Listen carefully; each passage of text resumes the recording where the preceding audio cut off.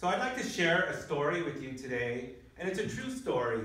And I found this story in the Atlantic Monthly, and actually it was written several years ago, I believe about 7 or 8 years ago, and obviously it's a true story.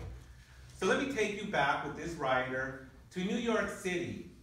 And on this particular evening in New York City, this writer, who was a jazz fan, wanted to go to the Village Vanguard in Greenwich Village in New York City. And if you're not familiar with jazz or have heard of the Village Vanguard, it is one of the most esteemed jazz nightclubs in jazz history. In fact, many of jazz giants have played there, players like John Coltrane, Miles Davis, and the list goes on and on. Those are hallowed names in the world of jazz. But on this particular evening, nobody famous was playing this particular evening, but the writer wanted to hear some good jazz on a Tuesday evening and have a couple of beers before he retired for the evening. So off he went, and he went into the dimly lit jazz nightclub and proceeded to listen to music. But what he noticed as he was watching the bandstand is that there was somebody on the side of the stage holding a trumpet. And this figure kind of had himself down like this, and he was kind of doodling as the music was playing from the bandstand. And the writer, he looked real carefully, and he thought to himself, is that Wynton Marsalis? Wynton Marsalis, once again, for those of you who are not familiar with jazz, is one of the most esteemed jazz trumpet players perhaps in the last 20 or 30 years. He is truly a remarkable musician. So once again, the writer was just peering at the bandstand trying to see, is this Wynton Marsalis? In fact, he asked one of the guys at the bar, is that Wynton Marsalis? And the guy just shrugged his shoulders, I don't know. So anyways, the band finished playing the song that they were performing, and needless to say, they announced to the bandstand Wynton Marsalis. He was going to sit in with the band.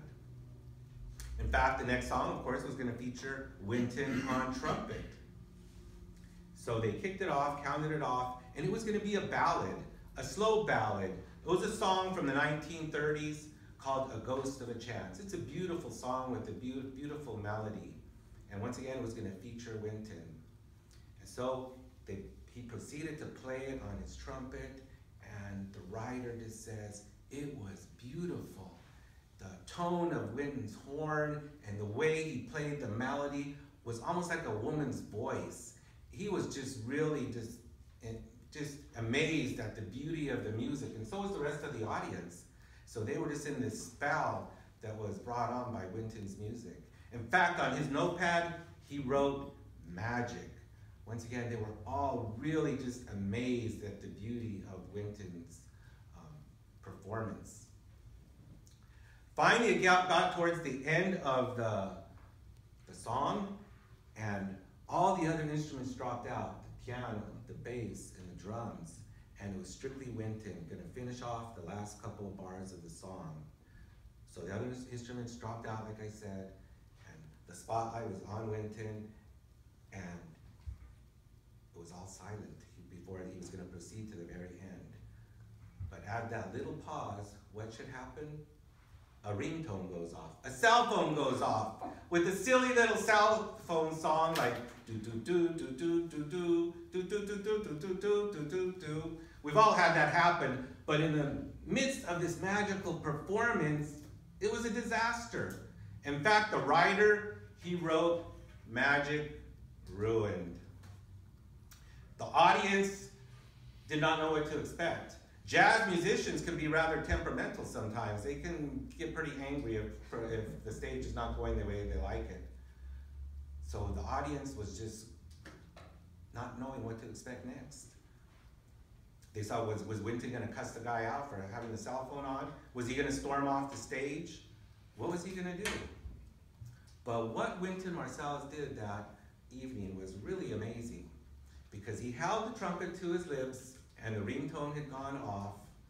And what Wynton did, as he took that ringtone with that silly little melody and he started playing it on his horn. He mimicked that ringtone perfectly.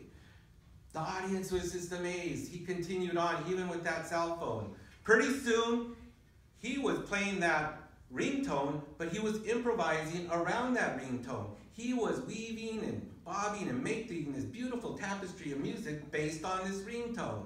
The audience was just in awe, and they were just totally amazed.